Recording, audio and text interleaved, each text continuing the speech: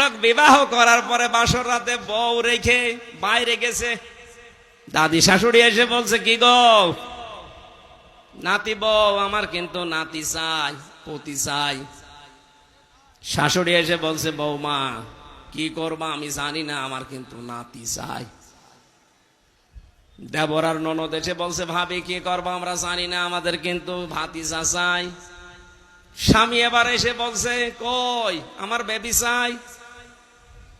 ও মাথা উঁচু করে বলছে, তোমার বংশ কিসব পাগল, আমার এখনো কিছু হয়নি, এখনো 10 মাস 10 দিন সময় দাও, সংসার হোক, এরপরে কারো বেবি, কারো নাতি, কারো ভাতিজা, কারো পতি সব হবে। কথা বলে না কেন? কেবল মাত্র 15.5 বছরের জঞ্জাল বিদায় করে কেবল হাতে নিয়েছে, আর এর ভেতরে খালি দেন দেন দেন। আপনার নাতি দেবে, আপনার পতি দেবে, আপনার ভাতিজা দেবে, আপনার বেবি দেবে, ওকে ফ্লাক্সি লোড করে নিয়ে আসবে। ওরে সময় দেবেন না একটু? 15.5 বছরের জঞ্জাল এখনো কি বিদায় হয়েছে? 100 জনের 65 জন আমরা দেখতে পাচ্ছি অনেকে বিদায় নিয়েছে, পরিবর্তন অলরেডি হয়ে গেছে, আর বাকিগুলোরও থাকার দরকার নেই। পোড়াটা পাল্টিয়ে ফেলুক, সংস্কার করা, যেহেতু সংস্কার আন্দোলন, এটা যেই 9টা দফা দিয়েছিল ছাত্র আন্দোলনের এই ভাইরা, তার ভেতরে সংস্কার তারা চায়নি, আমরা চাই সংস্কার করে হাতে দিক, নাই তো এখন দেন দেন করলে আবার দিনের ভোট রাতে হয়ে যাবে। কথা বলেন না কেন? খুব বেশি দিনও না, আমরা সংগত সময় অন্তত 10 মাস 10 দিন লাগে একটা বাচ্চা হতে, সেই সময় তো দেওয়া লাগবে। যেন আমাদের দুঃখ আফসোস নেই, যে যা করছেন করেন, তার হিসাব তাকে দেওয়াই লাগবে। আল্লাহ রাব্বুল আলামিন হযরত নূহ আলাইহিস সালামকে এবার আদেশ দিলেন, ওরা যা আরম্ভ করেছে শুধু কিয়ামত চাই তা তো বলে না, আপনার উপরও এবার অত্যাচার, জুলুম, নির্যাতন একেবারে শেষ করে ফেললো। আমি আল্লাহ আপনাকে আদেশ দিলাম, ওয়াসনাইল ফুলকা বিআয়ুনিনা ওয়া ওয়াহয়িনা ওয়ালা তুখাতিবনি ফিল্লাযিনা যালামু ইন্নাহুম মুগরাকুন। রব্বুল আলামিন বলেন, একটা নৌকা কিস্তি বানাও, কিস্তি তৈরি করো, আমি আল্লাহর নির্দেশ মতো, আমার চোখের সামনে, তার মানে আমার তত্ত্বাবধানে। নির্দেশ কার? আরো জোরে বলেন। আল্লাহ পাকের নির্দেশ মতো, তার ওহী মতো, তার চোখের সামনে, তার মানে তার কুদরত অনুযায়ী নূহ নবী নৌকা বানালেন 3 তলা। 3 তলা নৌকায় তিনি তুলতে বললেন তার আহাল পরিবারের শুধু সন্তান আর স্ত্রী বাদ দিয়ে বাকিগুলোকে। 2 নম্বরে জোড়ায় জোড়ায় পশু আর পাখিকে। 3 নম্বরে ওই 80 জন ইমানদারকে। মুফাসসিরে আয়াত থেকে তাফসিরে ফি জিলালিল কোরআন শিক্ষা দিতে চেয়েছেন, নূহ নবীর নৌকা এটা আল্লাহর নির্দেশে তৈরি হয়েছিল। আজ বাংলাদেশে অনেকে এই ঘোষণা কিন্তু দিয়ে ফেলেছিলেন, আমাদের এই নৌকা ও নূহ নবীর নৌকার সাথে মিল আছে। নূহ নবীর নৌকাকে আল্লাহ বললেন, তোমার আহাল পরিবারের ভেতরে যে 2 জন আছে বেঈমান, তোমার ছেলে আর তোমার স্ত্রী, তাদেরকে নেওয়া যাবে না।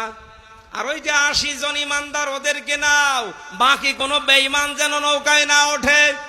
আর আপনি কি করলেন এই 15.5 বছরে? নৌকা তো পুরা বেঈমান দিয়ে ভর্তি করা। কোন ইমানদার ওই নৌকায় ছিল? যেটা মনে করতাম ইমানদার এই দরবেশ, এটা আরো বড় হারাম। দাড়ি কেটে নম হয়ে গেছে। 36,000 কোটি টাকা। জীবনে আমার মনে হয় আমি যদি 100 বছর হায়াত পাই, তাও গুণে শেষ করতে পারি।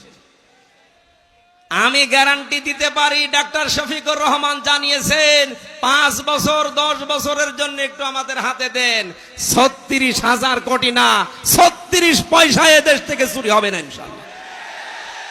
আপনি একটু দিয়ে দেখেন না কেন? 53 বছর তো বিভিন্ন জায়গায় আমরা দিয়েছি।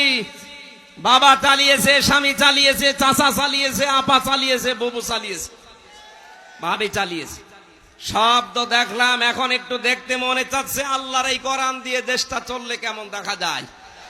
কথা বলেন না কেন? মিনি জান্নাত হয়ে যাবে দেশটা। কি মনে করেন আপনি? এর ভেতরে এমন শক্তি আল্লাহ দিয়েছেন। খালি 500 আয়াত আছে শরীয়তের বিধান, এগুলো একটু চালু করে দেন, এই বাংলাদেশ মিনি জান্নাত হয়ে যাবে। অনেকে বলছে তাহলে একটু ডাল মাইল খাই, এগুলো কি হবে? আরে ভাই, আপনার ডাল খেতে মনে চাইবে না? মসজিদে প্রবেশ করলে কেউ কি লাল পানি খেতে চায়, ডাল খেতে চায়, বিড়ি খেতে চায়? যতই নিশা লাগুক, ডাল খেতে চাইলে মসজিদ থেকে বের হয়ে খান, কারণ ওই পরিবেশটাই ওই রকম। কোরআনে কারিমের 500 বিধান চালু করে দেন এই দেশে রাষ্ট্রীয় ভাবে, আল্লাহর কসম পুরা বাংলাদেশের 56,000 বর্গ মাইল হয়ে যাবে মসজিদের মতো।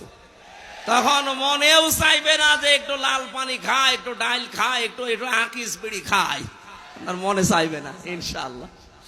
আমরা চাচ্ছি ওইটা, যে এমন মানুষগুলো আসুক। আপনি মানুষ জান্নাত চায় কিন্তু মরতে চায় না,